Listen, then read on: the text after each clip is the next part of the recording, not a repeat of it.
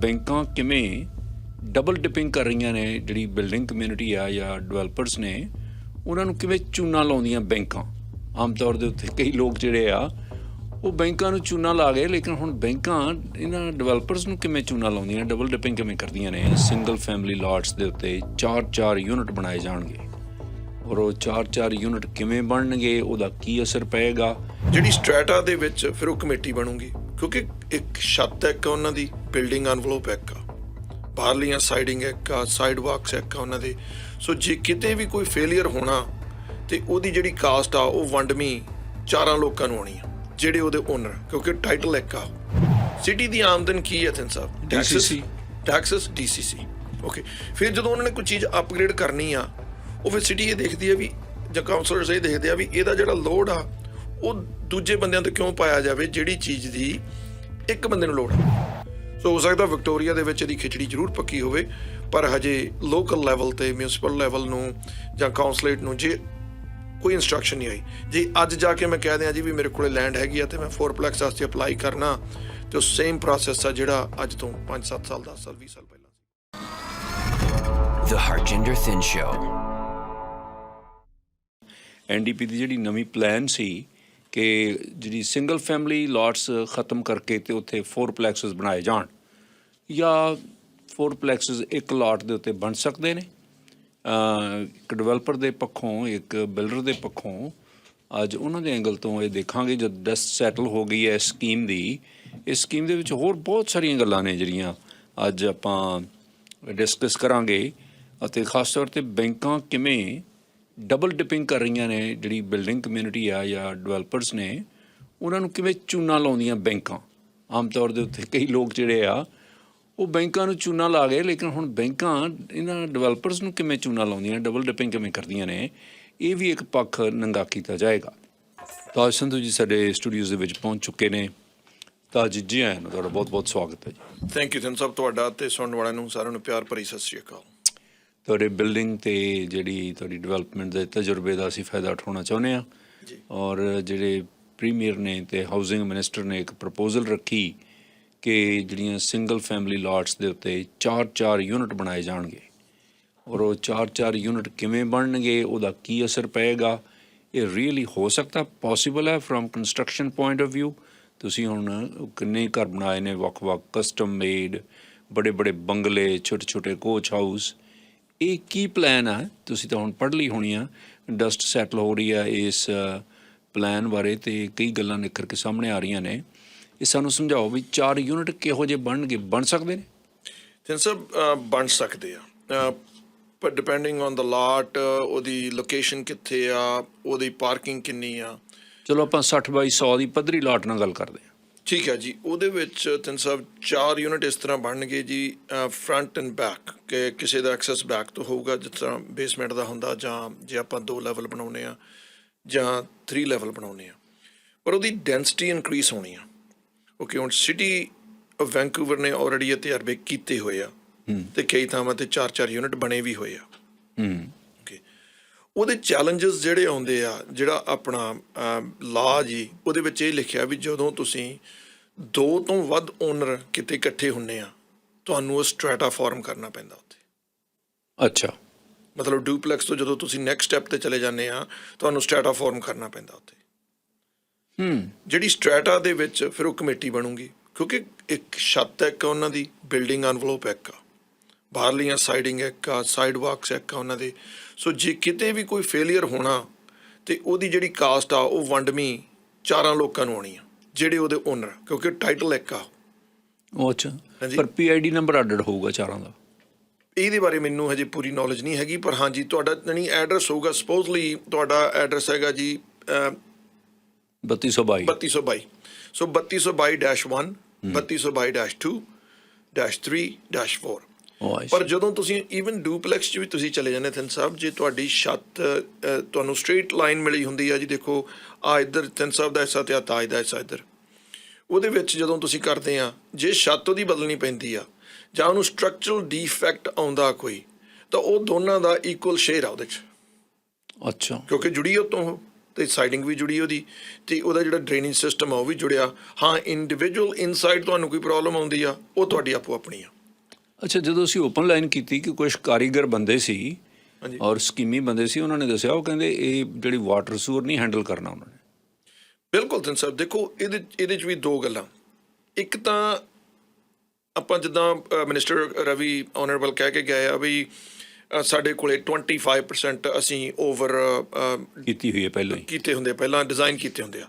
ਤੇ ਮਨਜੀਤ ਸੋਹੀ ਜੋ ਮੇਰੇ ਵਧੀਆ ਕੋਲੀਗ ਆ ਤੇ ਵਧੀਆ ਦੋਸਤ ਆ, ਉਹਨਾਂ ਨੇ ਵੀ ਦੱਸਿਆ ਸੀ ਵੀ ਜਦੋਂ ਵੀ ਕੋਈ ਸਿਟੀ ਕਰਦੀ ਆ, ਪਰ ਹੁਣ ਤੁਸੀਂ ਦੱਸੋ ਵੀ 25% ਬੇਸਡ ਔਨ 1 ਯੂਨਿਟ ਤੇ ਆ, ਹੁਣ 4 ਬਣ ਜਾਣੇ ਆ। So now it needs 400 to 500% basically. ਜੇ ਆਪਾਂ 125 ਹੁਣ ਚੱਲਦੀ ਆ, ਜੇ ਆਪਾਂ ਨੂੰ 100 ਚਾਹੀਦੀ ਸੀ, 125 ਚੱਲਦੀ ਆ, ਪਰ ਜਦੋਂ 4 ਯੂਨਿਟ ਹੋ ਜਾਣੇ ਆ, ਆਕੂਪੈਂਸੀ ਤਾਂ ਉਹਦੀ ਵੱਧ ਜਾਣੀ ਆ ਨਾ ਜੀ। ਓਕੇ, ਦੂਸਰੀ ਗੱਲ ਇਹ ਆ, ਜਿਹੜੀ ਮਿਊਨਿਸਪੈਲਿਟੀ ਆ ਉਹਨੇ ਦੇਖਣਾ ਵੀ ਇਹਦਾ ਇਨਫਰਾਸਟ੍ਰਕਚਰ ਅਸੀਂ ਕਿੱਥੋਂ ਲਿਆਉਣਾ, ਵੀ ਇਹ ਅਸੀਂ ਕਿੱਥੋਂ ਪੈਦਾ ਕਰਨੀਆਂ ਇਹ ਚੀਜ਼ਾਂ। ਹੁਣ ਜਦੋਂ ਤੁਸੀਂ ਅੱਜ ਦੀ ਸਿਚੁਏਸ਼ਨ ਦੇ ਵਿੱਚ ਤੁਸੀਂ ਲਾਰਜ ਲਾਟ ਨੂੰ ਲੈ ਕੇ ਡਬਲ ਲਾਟ ਬਣਾਉਣੀ ਆ ਜਾਂ ਡੂਪਲੈਕਸ ਬਣਾਉਣਾ, ਜਿਹੜੀ ਉਹ ਕਹਿੰਦੇ ਜੀ ਤੁਹਾਡੇ ਕੋਲੇ 100 ਮੀਟਰ ਤੇ ਫਾਇਰ ਹਾਈਡਰੈਂਟ ਹੋਣਾ ਚਾਹੀਦਾ। ਜੇ ਤੁਹਾਡੇ ਕੋਲੇ 100 mm ਦੀ ਲਾਈਨ ਆਉਂਦੀ ਆ, ਮਤਲਬ ਵਿੱਚ ਜਿਹਦੇ ਵਿੱਚ 4 ਇੰਚ ਦੀ ਆਉਂਦੀ ਆ ਪਾਣੀ ਦੀ ਲਾਈਨ, ਤੁਹਾਡੇ ਮੂਹਰੇ ਮੇਨ ਲੰਘਦੀ ਆ, ਕਿਉਂਕਿ ਜਦੋਂ ਹਾਈਡਰੈਂਟ ਆ ਗਿਆ, ਹਾਈਡਰੈਂਟ ਨੂੰ ਵੀ ਫਲੋ ਚਾਹੀਦਾ, ਉਹਨੂੰ ਵੋਲੀਅਮ ਚਾਹੀਦੀ ਆ, ਕਿਉਂਕਿ ਹੁਣ ਆਕੂਪੈਂਸੀ ਵੱਧ ਗਈ ਉੱਥੇ। ਸੋ ਉਹਦੇ ਚਾਂਸਸ ਵੱਧ ਗਏ ਫਾਇਰ ਹੋਣ ਦੇ ਉੱਥੇ। ਫਿਰ ਉਹਦੇ ਵਾਸਤੇ ਤੁਹਾਨੂੰ ਲਾਈਨ ਵੀ ਵੱਡੀ ਕਰਨੀ ਪੈਣੀ, ਉਹ 6 ਇੰਚ ਦੀ ਹੋਊਗੀ ਸ਼ਾਇਦ। ਉਹ ਕਿਹਨੇ ਖਰਚੇ ਪਾਉਣੇ ਆ? ਸੋ ਸਿਟੀ ਇਹ ਦੇਖਦੀ ਆ ਜਾਂ ਮਿਊਨਿਸਪੈਲਿਟੀ ਇਹ ਦੇਖਦੀ ਆ ਵੀ ਜਦੋਂ ਡਿਵੈਲਪਰ ਨੂੰ ਲੋੜ ਆ, ਇਹਦਾ ਜਿਹੜਾ ਬਰਡਨ ਉਹ ਡਿਵੈਲਪਰ ਤੇ ਪਾਇਆ ਜਾਵੇ। ਤੁਸੀਂ ਜਦੋਂ ਇਹਨੂੰ PLA ਪ੍ਰੋਸੈਸ ਆਪਾਂ ਕਹਿ ਦਿੰਦੇ ਆ ਜਿਹੜਾ ਹੁੰਦਾ, ਜਦੋਂ ਤੁਸੀਂ ਕੋਈ ਵੀ, ਮੇਰੇ ਕੋਲੇ ਮੇਰਾ ਖਿਆਲ 20-25 ਐਗਜ਼ਾਮਪਲਾਂ ਇਹੋ ਜਿਹੀਆਂ ਪਈਆਂ ਹੋਣੀਆਂ ਵੀ ਜਿਹੜੀ ਅਸੀਂ ਇੱਕ 66 ਫੁੱਟੀ ਲਾਟ ਤੋਂ 2 33 ਫੁੱਟੀਆਂ ਲਾਟਾਂ ਬਣਾਈਆਂ। ਉਹਦੇ ਵਿੱਚ ਸਿਟੀ ਕਹਿੰਦੀ ਜੀ ਸਾਈਡ ਵਾਕ ਬਣਾਓ, ਬੋਲਾਵਰਡ ਬਣਾਓ, ਦਰਖਤ ਲਾਓ, ਬਾਕੀ ਦੀ ਹਾਈਡਰੋ ਟੈਲਸ ਚਾਹੇ ਓਵਰਹੈਡ ਆ, ਪਰ ਸਾਡਾ ਫਿਊਚਰ ਅੰਡਰਗਰਾਊਂਡ ਵੱਲ ਜਾ ਰਿਹਾ। ਅਸੀਂ ਤੁਹਾਡੇ ਮੂਹਰੇ ਖੰਭਾ ਲਾਉਣਾ, ਖੰਭੇ ਦੇ ਨਾਲ ਗ੍ਰੇ ਪਾਈਪ ਜਿਹਾ ਲੱਗਾ ਹੁੰਦਾ U ਸ਼ੇਪ ਦਾ, ਉਹਦੇ ਨਾਲ ਪਾਈਪ ਥੱਲੇ ਲਿਆਓ, ਉਹਨੂੰ ਅੰਡਰਗਰਾਊਂਡ ਕਰੋ। ਤੁਸੀਂ ਆਪਦੇ ਮਗਰ ਸੂਅਰ ਲਾਈਨ ਅਪਗ੍ਰੇਡ ਕਰੋ ਜੇ ਆਲੀ ਲੱਗਦੀ ਉੱਥੇ, ਆਪਦੇ ਫਰੰਟ ਤੇ ਸਟੋਰਮ ਲਾਈਨ ਅਪਗ੍ਰੇਡ ਕਰੋ, ਨਵੇਂ 2 ਕਨੈਕਸ਼ਨ ਦਿਓ, ਬੈਕ ਤੇ ਆਲੀ ਨੂੰ ਪੇਵ ਕਰੋ, ਕਿਉਂਕਿ ਉਹ ਸਿਟੀ ਦੇ ਹੱਥ 'ਚ ਆ ਜਾਂਦਾ। ਜੋ ਮਰਜ਼ੀ ਤੁਹਾਡੇ ਤੋਂ ਬਣਵਾ ਸਕਦੇ, ਤੁਹਾਡੀ ਲੋੜ ਆ, ਉਹਨਾਂ ਦਾ ਡੰਡਾ ਚੱਲਦਾ ਉੱਥੇ। ਓਕੇ, ਹੁਣ ਇਹਨਾਂ ਚੀਜ਼ਾਂ ਦੇ ਵਿੱਚ ਇੱਕ ਤਾਂ ਡਿਸੀਜਨ ਵਿਕਟੋਰੀਆ ਨੇ ਬਣਾਤਾ ਵੀ ਇੱਦਾਂ ਅਸੀਂ ਕਰ ਦੇਣਾ, it's wait and see game ਵੀ ਕਿੰਨੇ ਚਿਰ 'ਚ ਹੋਊਗਾ। ਪਰ ਜਦੋਂ ਤੁਸੀਂ ਮਿਊਨਿਸਪੈਲਿਟੀ ਕੋਲੇ ਜਾਣਾ ਹੈ ਐਪਲੀਕੇਸ਼ਨ ਲੈ ਕੇ, ਮੈਨੂੰ ਉਦੋਂ ਦੀਆਂ ਬਹੁਤ ਕਾਲਾਂ ਆਈਆਂ ਥਨ ਸਭ, ਉਹ ਸੋਚਦੇ ਆ ਵੀ ਮੇਰੇ ਕੋਲ ਸਿੰਗਲ ਲਾਟ ਆ ਤੇ 4 ਹੋ ਜਾਣਾ, ਮੈਂ ਤਾਂ ਜਾਣਾ ਪਰਮਿਟ ਲੈਣਾ ਤੇ ਠੱਪਾ ਲਵਾ ਕੇ ਮੁੜੇ ਆਉਣਾ ਤੇ ਆਣ ਕੇ ਬਣਾ ਦੇਣਾ। Okay, that's far from truth. ਮੈਨੂੰ ਇਹ ਇਸੇ ਤਰ੍ਹਾਂ ਹੀ ਲੱਗਦਾ ਜਿਵੇਂ ਉਹਨਾਂ ਨੇ ਪੇਸ਼ ਕੀਤਾ ਇਸ ਨੂੰ। ਹਾਂਜੀ, ਲੱਗਦਾ ਇਸੇ ਤਰ੍ਹਾਂ ਹੀ ਆ, ਕਿਉਂਕਿ ਉਹਨਾਂ ਕੋਲ ਜ਼ਿਆਦਾ ਪਾਵਰ ਆ। ਉਹ ਸਰਕਾਰ ਨੇ ਮਿਊਨਿਸਪਲ ਬਾਰੇ ਉਹਨਾਂ ਨੇ ਲੈਜਿਸਲੇਸ਼ਨ ਪਾਸ ਕਰ ਰੱਖੀ ਆ, ਜੇ ਵਾਲਾ ਕੋਈ ਤੜਫੜ ਕਰੂਗਾ ਉਹ ਲੈਜਿਸਲੇਸ਼ਨ ਕੱਢ ਲੈਣਗੇ। ਤਨ ਸਾਹਿਬ ਇਹਦੇ ਦੇਖੋ, ਜਿਹੜੀ ਸਰਕਾਰ, ਜੇ ਉਹ BC ਲੈਵਲ ਦੀ ਸਰਕਾਰ ਤੇ ਮਿਊਨਿਸਪਲ ਵੀ ਆਪਦੀ ਇੱਕ ਸਰਕਾਰ ਆ, ਉਹ ਸ਼ਹਿਰ ਦੀ ਸਰਕਾਰ ਆ। ਹਾਂਜੀ, ਸੋ ਉਹਨਾਂ ਨੇ ਇਹ ਦੇਖਣਾ, ਠੀਕ ਆ, ਉਹਨਾਂ ਨੇ ਕਹਿਣਾ ਆਪਣੇ ਵਿਕਟੋਰੀਆ ਨੂੰ ਕਹਿਣਗੇ ਵੀ ਭਾਈ ਠੀਕ ਆ, ਅਸੀਂ ਕੰਜ਼ਿਊਮਰ ਤੋਂ ਨਹੀਂ ਲੈਣਾ, ਬਿਲਡਰਾਂ ਤੋਂ ਨਹੀਂ ਲੈਣਾ, ਹੋਮ ਓਨਰਾਂ ਤੋਂ ਨਹੀਂ ਲੈਣਾ, ਤੁਸੀਂ ਦਿਓ ਭਾਈ ਸਾਨੂੰ, ਅਸੀਂ ਤਾਂ ਆਪਦੀਆਂ ਪਾਈਪਾਂ ਅਪਗ੍ਰੇਡ ਕਰਨੀਆਂ, ਸਾਡੇ ਕੋਲ ਬਜਟ ਹੈ ਨਹੀਂਗਾ, ਜਾਂ ਫਿਰ ਅਸੀਂ ਟੈਕਸ ਵਧਾਵਾਂਗੇ ਇਹਦਾ। ਕਿਉਂਕਿ ਇੱਕ ਤਾਂ ਹੋ ਗਿਆ ਤੁਹਾਡਾ ਕੈਪੀਟਲ ਪ੍ਰੋਜੈਕਟਸ ਜਿਹੜੇ ਸਿਟੀ ਦੇ ਵਿੱਚ ਚੱਲਦੇ ਆ, ਇੱਕ ਹੋ ਗਈ ਜਿਹੜੀ ਤੁਹਾਨੂੰ ਡਿਵੈਲਪਮੈਂਟ ਤੋਂ ਖਰਚੇ ਆਉਂਦੇ ਆ। ਸਿਟੀ ਦੀ ਆਮਦਨ ਕੀ ਹੈ ਥਨ ਸਾਹਿਬ? Texas, DCC। ਓਕੇ, ਫਿਰ ਜਦੋਂ ਉਹਨਾਂ ਨੇ ਕੋਈ ਚੀਜ਼ ਅਪਗ੍ਰੇਡ ਕਰਨੀ ਆ, ਉਹ ਫਿਰ ਸਿਟੀ ਇਹ ਦੇਖਦੀ ਆ ਵੀ, ਜਾਂ ਕਾਉਂਸਲਰਸ ਇਹ ਦੇਖਦੇ ਆ ਵੀ ਇਹਦਾ ਜਿਹੜਾ ਲੋਡ ਆ ਉਹ ਦੂਜੇ ਬੰਦਿਆਂ ਤੋਂ ਕਿਉਂ ਪਾਇਆ ਜਾਵੇ, ਜਿਹੜੀ ਚੀਜ਼ ਦੀ ਇੱਕ ਬੰਦੇ ਨੂੰ ਲੋੜ ਆ। ਅੱਛਾ, ਇੱਕ ਹੋਰ ਇਹਦੀ ਜਿਹੜਾ ਪਾਸਾ ਇਹਦਾ ਉਜਾਗਰ ਹੋਇਆ। ਹਾਂਜੀ, ਅੱਜ ਮੈਂ ਤੁਹਾਨੂੰ ਹੁਣ ਫਲੀਟਵੁੱਡ ਨਿਊਟਨ 'ਚ ਲੈ ਚੱਲਦਾ ਜੀ। ਐਡੇ ਘਰ ਹੈਗੇ ਆ ਇੱਥੇ ਵੱਡੇ ਵੱਡੇ, ਜਿਹਦੇ 'ਚ ਆਲਰੇਡੀ 4 ਨਹੀਂ 5 ਯੂਨਿਟਾਂ ਜਿੱਡਾ ਜੁਗਾੜ ਫਿੱਟ ਆ। ਹੈਗੀਆਂ ਚੱਲਦੀਆਂ 5-5 ਸਵੀਟਾਂ ਜੀ, 5-5 ਸਵੀਟਾਂ ਨੇ। ਜਾਂ ਉਸ ਘਰ ਦੇ ਵਿੱਚ ਹੀ ਇੰਨੇ ਬੰਦੇ ਰਹਿੰਦੇ ਆ, ਉਹਨਾਂ 'ਚ 3 ਮਾਸਟਰ ਬੈਡਰੂਮ ਆ, 2 ਮਾਸਟਰ ਬੈਡਰੂਮ ਆ ਜੀ। ਉਸ ਤੋਂ ਬਾਅਦ ਹੋਰ ਬੱਚਿਆਂ ਦੇ ਕਮਰੇ ਨੇ, ਹੋਰ ਇੰਨਾ ਜਿਹੜਾ ਉਸੇ ਲਾਟ ਦੇ ਵਿੱਚ ਤੁਸੀਂ 4 ਦੀ ਯੂਨਿਟ ਦੀ ਗੱਲ ਕੀਤੀ ਹੈ ਨਾ ਜੀ, 4 ਤੋਂ ਵੀ ਵੱਧ ਦਾ ਅਮਲਾ ਫੈਲਾ ਉੱਥੇ ਹੈਗਾ ਆਲਰੇਡੀ ਜੀ। ਔਰ ਉਹ ਪਾਣੀ ਚੱਲ ਰਿਹਾ, ਉਹੀ ਜਿਹੜੀ ਸਰਵਿਸ ਹੈ ਉਹਦਾ ਉਹ ਲੋਡ ਲੈ ਰਹੀ ਹੈ, ਉਹਨੂੰ ਕੋਈ ਪ੍ਰੋਬਲਮ ਨਹੀਂ ਆ ਰਹੀ। ਪਰ ਉਹ ਵਨ ਆਫ ਦਾ ਕੇਸਿਸ ਆ। ਮੈਂ ਵੀ ਇਹ ਚੀਜ਼ ਨੂੰ ਦੇਖਿਆ ਤਿੰਨ ਸਾਹਿਬ, ਤੇ ਮੈਨੂੰ ਪਤਾ ਵੀ ਆ ਵੀ ਹੈਗੀਆਂ, ਮੈਂ ਤੁਹਾਨੂੰ ਦੱਸ ਵੀ ਸਕਦਾ ਵੀ ਕਿੱਥੇ ਕਿੱਥੇ। ਚਲੋ ਦੱਸਿਓ ਨਾ ਹਾਲੇ। ਠੀਕ ਹੈ ਜੀ। ਉਹ ਜਿਹੜੀ ਚੀਜ਼ ਆ ਉਹ ਕਹਿੰਦੇ ਆ ਵੀ ਇੱਥੇ ਬੰਦੇ ਰਹਿ ਰਹੇ ਆ ਪਰ ਉਹ ਅਨਆਥੋਰਾਈਜ਼ ਆ। ਓਕੇ, ਹੁਣ ਉਹਦੇ ਜਿਹੜੇ ਤੁਹਾਨੂੰ ਮੈਂ ਦੱਸ ਕੇ ਹਟੇ, ਆਪਾਂ ਪਹਿਲਾਂ ਗੱਲ ਕੀਤੀ ਫਾਇਰ ਹਾਈਡੈਂਟ ਦੀ, ਫਾਇਰ ਇਸ਼ੂਜ਼ ਦੀ, ਸੇਫਟੀ ਦੀ, ਪਾਰਕਿੰਗ ਦੀ। ਉੱਥੇ ਡਾਂਗ ਸੋਟਾ ਵੀ ਇਸੇ ਤਰ੍ਹਾਂ ਹੀ ਖੜਕਦਾ।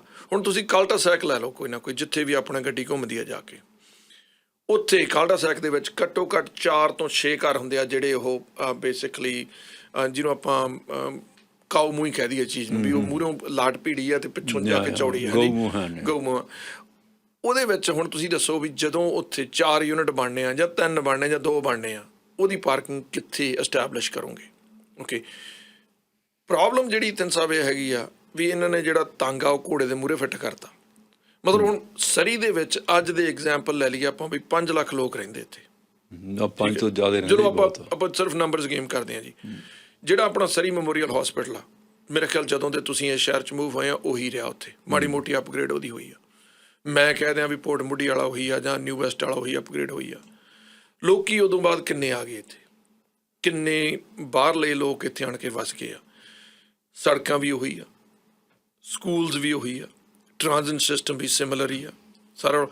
ਇਹਨਾਂ ਨੂੰ ਆਪਾਂ ਫਿੱਟ ਕਿੱਥੇ ਕਰਨਾ? ਇਕੱਲਾ ਇਹ ਨਹੀਂ ਵੀ ਜੇ ਆਪਾਂ ਇਹਨਾਂ ਨੂੰ ਛੱਤ ਦੇ ਦਈਏ ਤੇ ਇਹਦੇ ਨਾਲ ਬਾਕੀ ਇਨਫਰਾਸਟ੍ਰਕਚਰ ਆ ਤਾਂ ਉਹ ਤਾਂ ਠੀਕ ਆ, ਉਹ ਇਸ਼ੂ ਹੈਗਾ। ਕੰਸਟਰਕਸ਼ਨ ਪੁਆਇੰਟ ਆਫ ਵਿਊ ਤੋਂ ਅਗੇਨ, ਹਾਂਜੀ, ਜਿਹੜੀ ਲਾਟਾਂ ਦੇ ਵਿੱਚ 4 ਯੂਨਿਟ ਬਣਾਉਣੇ ਆ, ਜਿਸ ਤਰ੍ਹਾਂ ਮਿਨਿਸਟਰ ਨੇ ਦੱਸਿਆ ਸੀ, ਹਾਂਜੀ, ਉਹ ਉਹਨਾਂ ਲਾਟਾਂ ਤੇ ਬਣ ਸਕੂਗੀ ਜਿੱਥੇ ਐਲੀ ਆ। ਜੇ ਤੁਸੀਂ ਬੈਕ ਤੋਂ 2 ਨੂੰ ਦੇਣੀ ਹੈ ਐਕਸੈਸ ਤੇ 2 ਤੋਂ ਫਰੰਟ ਨੂੰ ਦੇਣੀ ਹੈ, ਨਹੀਂ ਹਜੇ ਕੋਈ ਇਹਦੀ ਡੈਫੀਨੇਸ਼ਨ ਇਸ ਤਰ੍ਹਾਂ ਦੀ ਨਹੀਂ ਆਈ ਹੈਗੀ। ਇਹ ਇਹਨਾਂ ਨੇ ਸਿਟੀ ਦੇ ਡਿਵੈਲਪਮੈਂਟ ਜਾਂ ਪਲੈਨਿੰਗ ਤੇ ਛੱਡ ਦੇਣੀ ਹੈ ਇਹ ਚੀਜ਼। ਨਾ ਤੁਸੀਂ ਕੀ ਸਮਝਦੇ ਹੋ ਜਦੋਂ ਤੁਸੀਂ ਬਣਾਉਣੇ ਆ? ਫਰਜ਼ ਕਰੋ ਇੱਕ ਲਾਟ ਆ ਉੱਥੇ ਜਿਹੜੀ ਸਿਰਫ ਇੱਕ ਪਾਸੇ ਹੀ ਉਹਦਾ ਫਰੰਟੇਜ ਆ, ਪਿੱਛੇ ਵੀ ਕਰਨੇ, ਹਾਂਜੀ, ਫਿਰ ਉਹ 'ਚ ਵੀ 4 ਯੂਨਿਟ ਫਿੱਟ ਹੁੰਦੇ ਆ ਐਕਸੈਸ ਹੋ ਸਕਦੇ ਸਨ ਸਭ, ਕਿਉਂਕਿ ਉਹਦੇ ਸਾਈਡ ਵਾਕ ਤੋਂ ਜਾ ਕੇ ਤੁਸੀਂ ਬੈਕ ਤੋਂ ਐਕਸੈਸ ਦੇ ਜਿੱਦਾਂ ਬੇਸਮੈਂਟਾਂ ਨੂੰ ਦਿੱਤੇ ਹੁੰਦੇ ਆਪਣੇ। ਪਰ ਚੱਕਰ ਇਹ ਪੈਂਦਾ ਵੀ ਜੇ ਅੱਜ ਤੁਸੀਂ single family house with basement sweet approval ਲੈਂਦੇ ਆ, ਉਹ ਬੇਸਮੈਂਟ ਸਵੀਟ ਦੀ ਪਾਰਕਿੰਗ ਸੈਪਰੇਟ ਮੰਗਦੇ ਆ। ਓਕੇ, ਉਹ ਕਹਿੰਦੇ ਆ ਵੀ ਸਾਨੂੰ ਟੈਂਡਮ ਪਾਰਕਿੰਗ ਨਹੀਂ ਚਾਹੀਦੀ, ਸਾਨੂੰ ਸੈਪਰੇਟ ਪਾਰਕਿੰਗ ਚਾਹੀਦੀ ਆ ਵੀ ਜਿੱਥੋਂ ਇੱਕ ਦੂਜੇ ਨੂੰ ਗੱਡੀ ਮੂਵ ਨਾ ਕਰਨੀ ਪਵੇ, ਆਫ ਸਟਰੀਟ ਪਾਰਕਿੰਗ ਹੋਵੇ। ਹੁਣ ਤੁਸੀਂ ਇਮੈਜਿਨ ਕਰੋ ਵੀ 4 ਯੂਨਿਟ ਆ, ਜੇ ਆਪਾਂ 2 ਗੱਡੀਆਂ ਐਵਰੇਜ ਲਾਉਣੇ ਉਹਨਾਂ ਦੀਆਂ, 8 ਕਾਰਾਂ ਹੋ ਗਈਆਂ, ਕਿੱਥੇ ਫਿੱਟ ਕਰੋਗੇ ਉਹਨਾਂ ਨੂੰ? 2 ਤਾਂ ਫਿੱਟ ਹੋ ਜਾਣੀ ਸਾਹਮਣੇ, 3 ਵੀ ਹੋ ਸਕਦੀਆਂ ਸਨ ਸਭ। ਓਕੇ, 2 ਤਾਂ ਐਵਰੇਜ ਹੈਗੀਆਂ ਨਾ ਅੱਜ ਕੱਲ੍ਹ। ਹਰ ਮੈਂ ਦੇਖਦਾ ਵੀ 90 ਮੇਬੀ ਰੋਂਗ 80% ਘਰਾਂ ਦੇ ਵਿੱਚ 2 ਸਵੀਟਾਂ ਤਾਂ ਹੈਗੀਆਂ, ਕਿਉਂਕਿ ਡਿਮਾਂਡ ਆ, ਰੈਂਟ ਹਾਈ ਆ। ਓਕੇ, ਹੁਣ ਇਹਦਾ ਦੂਜਾ ਪੱਖ ਲੈ ਲਓ ਵੀ ਜਦੋਂ ਉਹ ਯੂਨਿਟ ਬਣਨੇ ਆ, ਜਦੋਂ ਲੈਂਡ ਨੂੰ ਤੁਸੀਂ ਕੰਪਰੈਸਡ ਕਰਦੇ ਆ ਤੇ ਉਹਦੀ ਵੈਲਿਊ ਇਨਕਰੀਜ਼ ਹੁੰਦੀ ਆ। ਅੱਛਾ, ਹੁਣ ਜਦੋਂ 4 ਯੂਨਿਟ ਬਣਨੇ ਆ, ਉਹਦੀ ਲੈਂਡ ਦੀ ਵੈਲਿਊ ਅਪ ਹੋ ਜਾਣੀ ਉਹਦੀ। ਉਹ ਹਰ ਇੱਕ ਨੇ ਲਾਟ ਦੀ ਮਹਿੰਗੀ, ਲਾਟ ਮਹਿੰਗੀ ਹੋਣੀ, ਫਿਰ ਉਹਦੀ ਕਾਸਟ ਆਫ ਕੰਸਟਰਕਸ਼ਨ ਮਹਿੰਗੀ ਹੋ ਜਾਣੀ ਆ।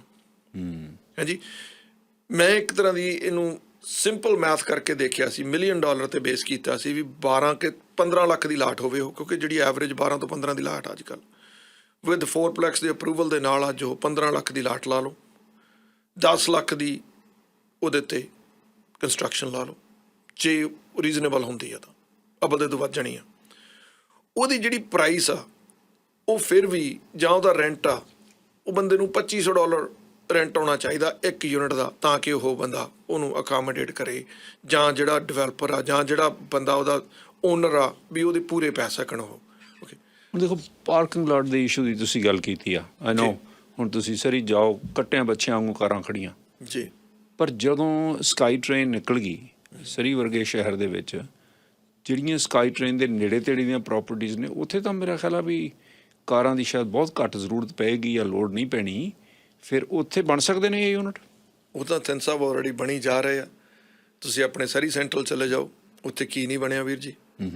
ਤੁਸੀਂ ਸਿਰਫ ਜਿਹੜੀ, ਜੇ ਤੁਸੀਂ ਦੇਖੋਗੇ ਤਾਂ ਰੀਅਲੀ ਜਿਹੜਾ ਸਕਾਟ ਰੋਡ ਵਾਲਾ ਉਹਦੇ ਨੇੜੇ ਨਹੀਂ ਕੁਛ ਬਣਿਆ, ਕਿਉਂਕਿ ਉਹ ਇੰਡਸਟਰੀਅਲ ਆ ਉੱਥੇ। ਪਰ ਉੱਥੇ ਇੰਡਸਟਰੀਅਲ ਹੈਗਾ, ਉੱਥੇ ਬੰਦੇ ਕੰਮ ਤੇ ਆਉਂਦੇ ਆ, ਉਤਰਦੇ ਆ, ਉਹ ਸਵਿਚ ਹੈ ਇੱਕ, ਉਹ ਬੇਸਿਕਲੀ ਉੱਥੋਂ ਬੰਦੇ ਸਕਾਟ ਰੋਡ ਨੂੰ ਹੋ ਜਾਂਦੇ ਆ ਜਾਂ ਨਿਊ ਵੈਸਟ ਨੂੰ ਸਵਿਚ ਜਾਂਦੀ ਉੱਥੋਂ। ਬਾਕੀ ਤਾਂ ਜਿੱਥੇ ਜਾ ਕੇ ਸਕਾਈ ਟ੍ਰੇਨ ਜਿੱਥੋਂ ਤੱਕ ਪਹੁੰਚੀ ਹੋਈ ਆ, ਉਹਦੇ ਨੇੜੇ ਅਕਾਮੀਡੇਸ਼ਨ ਆਲਰੇਡੀ ਫੁੱਲ ਹੋਈ ਹੋਈ ਆ, ਅਤੇ ਉਹ ਲੈਂਡ ਤਾਂ ਆਲਰੇਡੀ ਡਿਵੈਲਪਰਾਂ ਨੇ ਹੱਥ-ਹੇਠਾਂ ਕੀਤੀ ਹੋਈ ਆ। ਸਕਾਈ ਟ੍ਰੇਨ ਇਹ ਤਾਂ ਹੈ ਨਹੀਂ ਕਿ ਵੀ ਨਿਊਟਨ ਦੇ ਵਿੱਚ ਜਾਂ ਸਿੰਗਲ ਫੈਮਿਲੀ ਇੱਥੇ ਆਪਣੇ ਆਹ 80 ਤੇ 123 ਦੇ ਏਰੀਆ 'ਚ ਆਉਂਦੀ ਆ, ਨਹੀਂ ਜੀ, ਇਹ ਲੈਂਡ ਪਈ ਆ ਇੱਥੇ ਅਜੇ ਪਰ ਜਿਹੜੀ ਜਿੱਥੇ ਸਕਾਈ ਟ੍ਰੇਨ ਜਾਣੀ ਸੀ ਉਹ ਤਾਂ ਸਕਾਈ ਟ੍ਰੇਨ ਅਨਾਉਂਸ ਹੋਣ ਤੋਂ ਪਹਿਲਾਂ ਹੀ ਲੋਕਾਂ ਨੇ ਪ੍ਰਾਪਰਟੀਆਂ ਬਾਏ ਕਰ ਲਈਆਂ ਸੀ। ਤੁਹਾਨੂੰ ਚੇਤਾ ਹੋਣਾ ਵੀ ਜਦੋਂ ਫਰੇਜ਼ਰ ਹਾਈਵੇ ਤੇ ਕਿਹਾ ਸੀਗਾ ਵੀ ਲੈਂਗਲੀ ਨੂੰ ਜਾਣੀ ਆ ਜਾਂ LRT ਜਾਣੀ ਆ, ਕਿੱਡੇ ਕਿੱਡੇ ਪਾਰਸਲ ਖਰੀਦੇ ਗਏ ਸੀ, ਕਿੱਡੇ ਕਿੱਡੇ ਆਪਣੇ ਕਮਿਊਨਿਟੀ ਦੇ ਬੰਦਿਆਂ ਨੇ ਕਿੰਨਾ ਉਹਨੂੰ, ਕਿਉਂਕਿ ਉਹ ਤਾਂ ਹਵਾ ਲੀਕ ਹੋਈ ਨਹੀਂ ਤੇ ਪਹਿਲਾਂ ਹੀ ਰਾਤੋਂ ਰਾਤ ਰੀਲਾਂ ਹੋ ਜਾਂਦੀਆਂ ਜੀ ਉੱਥੇ। ਅੱਛਾ, ਇੱਕ ਹੋਰ ਗੱਲ ਦੱਸੋ ਵੀ ਜਿਹੜੀ ਫਰੰਟੇਜ ਵਰਕ ਫੀ ਆ, ਹਾਂਜੀ, ਇਹ ਕੀ ਬਲਾ ਤੇ ਸਿਟੀ ਕਿਵੇਂ ਚਾਰਜ ਕਰਦੀ ਆ? ਓਕੇ, ਫਰੰਟੇਜ ਵਰਕ ਫੀ ਇਹ ਬੇਸਿਕਲੀ ਕੰਸਟਰਕਸ਼ਨ ਤੇ ਡਿਵੈਲਪਮੈਂਟ ਦੇ ਨਾਲ ਹੀ ਰਿਲੇਟਡ ਆ। ਇੱਕ ਤਾਂ DCC ਹੋ ਗਈ, ਹਾਂ, ਡਿਵੈਲਪਮੈਂਟ ਕਾਸਟ ਹੋ ਗਈ ਜੀ। ਇੱਕ ਹੋ ਗਿਆ ਵੀ ਜੇ ਤੁਸੀਂ ਨਵੀਂ ਸਬ ਡਿਵੀਜ਼ਨ ਬਣਾਉਣੀ ਆ ਉੱਥੇ ਤਾਂ ਤੁਹਾਨੂੰ ਬਣਾਉਣਾ ਹੀ ਪੈਂਦਾ ਵੀ ਸੂਰ ਪਾਤੀ ਤੇ ਸੜਕਾਂ ਪਾਤੀਆਂ, ਸਾਈਡ ਵਾਕ ਪਾਤੇ। ਜਿਹੜੀ ਫਰੰਟੇਜ ਵਰਕ ਫੀ ਆ ਇਹ ਹੈਗੀ ਆ ਪੁਰਾਣੇ ਘਰਾਂ ਦੇ ਵਿੱਚ। ਜੇ ਤੁਸੀਂ ਪੁਰਾਣਾ ਮਕਾਨ ਢਾਹ ਕੇ ਇੱਕੋ ਹੀ ਪਾ ਰਹੇ ਆ ਵੀ ਤੁਸੀਂ ਅਪਗ੍ਰੇਡ ਕਰ ਰਹੇ ਆ, ਤੁਹਾਡਾ ਪੁਰਾਣਾ ਰੈਂਚਰ ਸੀਗਾ ਤੇ ਹੁਣ ਤੁਹਾਨੂੰ ਜ਼ਰੂਰਤ ਆ ਵੀ ਮੈਂ ਉੱਥੇ 5000 ਸਕੁਅਰ ਫੁੱਟ ਪਾਉਣਾ। ਠੀਕ ਆ, ਓਕੇ, ਸਿਟੀ ਨੇ ਇੱਕ ਤਰ੍ਹਾਂ ਦਾ ਇਹ ਪੈਸੇ ਬਣਾਉਣ ਦਾ ਤਰੀਕਾ ਬਣਾ ਲਿਆ ਵੀ ਫਰੰਟੇਜ ਵਰਕ ਫੀ। ਉਹ ਕੀ ਕਹਿੰਦੇ ਆ ਵੀ ਤੁਸੀਂ ਉੱਥੇ ਪੁਰਾਣੀ ਕੋਈ ਸਾਈਡ ਵਾਕ ਨਹੀਂ, ਸਿਰਫ ਉੱਥੇ ਗ੍ਰੈਵਲ ਐਕਸੈਸ ਹੈਗਾ ਮਾੜਾ ਜਿਹਾ ਸੜਕ ਤੋਂ ਤੇ ਤੁਹਾਡੇ ਡਰਾਈਵੇ ਦੇ ਵਿਚਾਲੇ।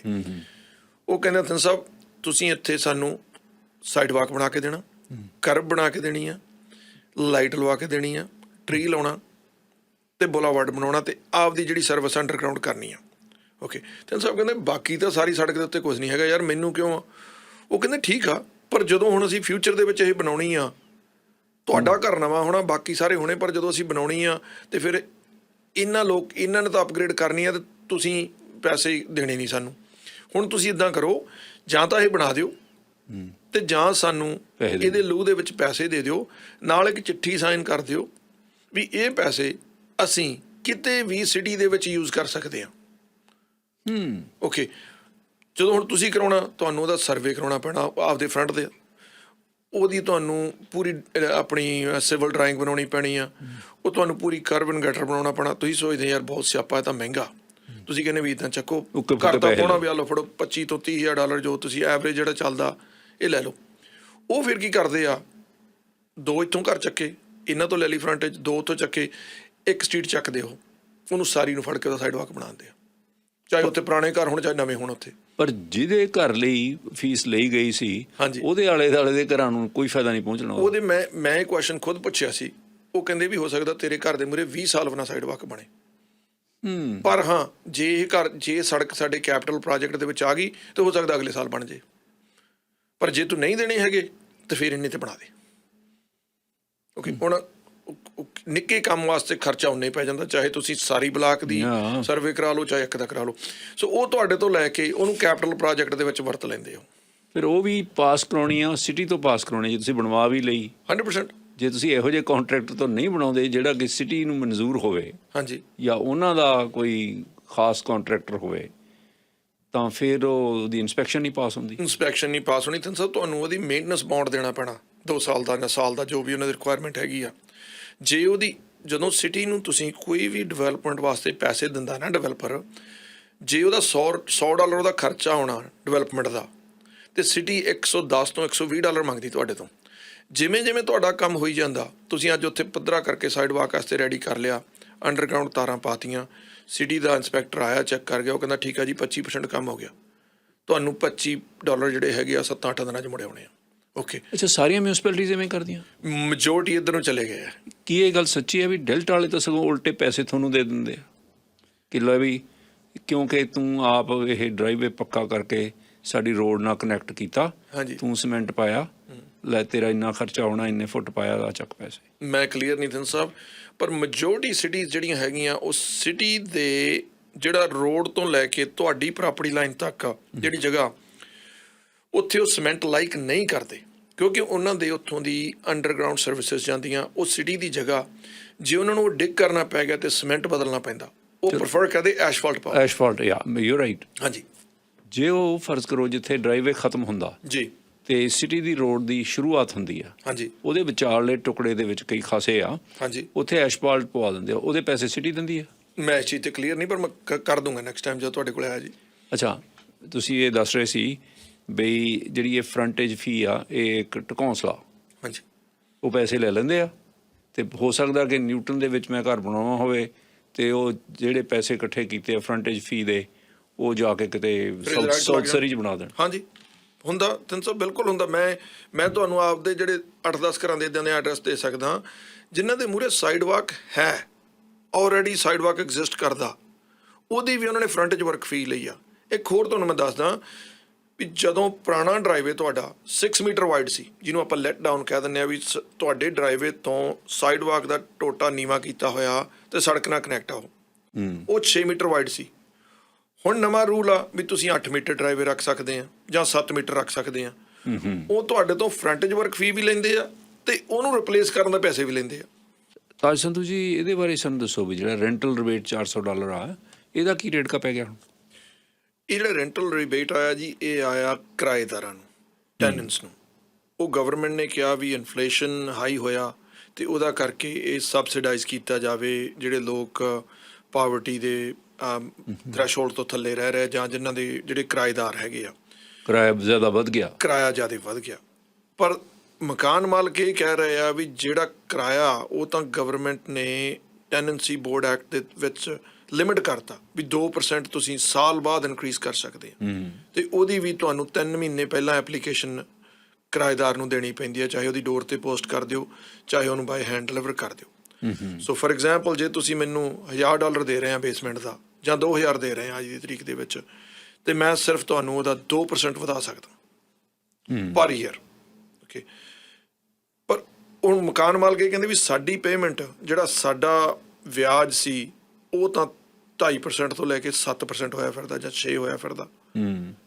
ਇਹ ਜਿਹੜਾ 400 ਆ ਇਹ ਕਿਰਾਏਦਾਰ ਨੂੰ ਚਲਿਆ ਗਿਆ, ਸਾਨੂੰ ਉਹਦਾ ਕੋਈ ਫਾਇਦਾ ਨਹੀਂ ਹੋਇਆ ਗਵਰਨਮੈਂਟ ਦੇ ਥਰੂ, ਜਾਂ ਸਾਨੂੰ ਉਹਦਾ ਬੈਨੀਫਿਟ ਹੋਇਆ ਨਹੀਂ ਦਿੱਤਾ ਗਵਰਨਮੈਂਟ ਨੇ ਕਿਰਾਏਦਾਰ ਨੂੰ, ਤਾਂ ਕਿ ਵੀ ਤੁਸੀਂ ਆਪਦੇ ਇਹਨੂੰ ਕਿਰਾਏ ਨੂੰ ਥੋੜ੍ਹਾ ਜਿਆਦਾ ਬਰਡਨ ਜਿਹੜਾ ਹੈਗਾ ਰਿਡਿਊਸ ਕਰ ਸਕੋ, ਵੀ ਤੁਹਾਨੂੰ ਕਿਰਾਇਆ ਦੇਣਾ ਪੈ ਰਿਹਾ।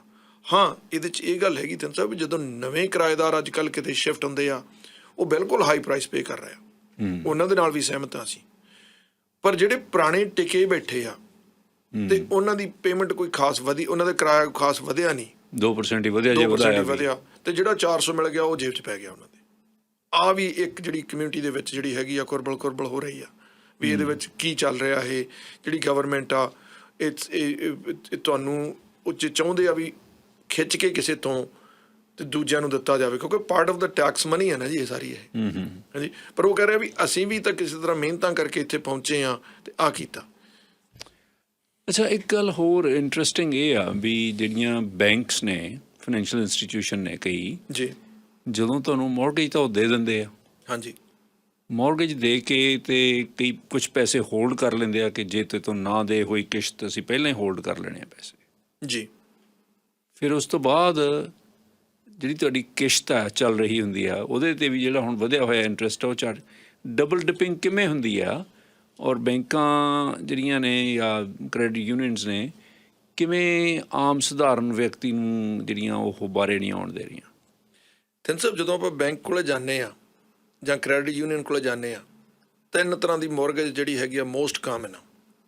ਇੱਕ ਹੈਗੀ ਆ ਹੋਮ ਓਨਰਸ ਮੌਰਗੇਜ, ਉਹ ਹੈਗੀ ਆ ਵੀ ਮੈਂ ਮੌਰਗੇਜ ਲਈ ਤੇ ਮੈਂ ਘਰ ਪਾਇਆ ਨਵਾਂ, ਤੇ ਮੈਂ ਇਹ ਸਿਰਫ ਨਵੀਂ ਕੰਸਟਰਕਸ਼ਨ ਨਾਲ ਰਿਲੇਟਡ ਜਾਂ ਆਪਾਂ ਜਿਹੜੇ ਘਰ ਬਣਦੇ ਉਹਨਾਂ ਨਾਲ ਰਿਲੇਟਡ, ਜਿਹੜਾ ਤੁਸੀਂ ਬਣਿਆ ਬਣਾਇਆ ਖਰੀਦਦੇ ਆ ਉਹਦੇ ਤਾਂ ਤੁਸੀਂ ਗਿਆ ਤੇ ਟ੍ਰਾਂਜੈਕਸ਼ਨ ਕੀਤੀ ਤਾਂ ਉਹਦੇ 'ਚ ਕੋਈ ਲੈਗ ਨਹੀਂ ਹੁੰਦਾ, ਬੇਸਿਕਲੀ ਤੁਸੀਂ ਰਹਿਣਾ ਤੇ ਕਰ ਲਿਆ। ਹਾਂਜੀ, ਕਈ ਬੰਦੇ ਚਾਹੁੰਦੇ ਆ ਵੀ ਸਾਨੂੰ ਕੰਸਟਰਕਸ਼ਨ ਮੌਰਗੇਜ ਲਈਏ ਬੈਂਕ ਤੋਂ ਤੇ ਅਸੀਂ ਉਹ ਘਰ ਬਣਾ ਕੇ ਆਪ ਬਣਾਈਏ ਤੇ ਜਾਂ ਬਣਵਾ ਲਈਏ ਕਿਸੇ ਤੋਂ, ਪਰ ਉਹਦੇ 'ਚ ਮੂਵ ਹੋਣਾ ਸੀ, ਸੋ ਐਂਡ ਯੂਜ਼ਰ ਹੋ ਗਿਆ ਸੀ।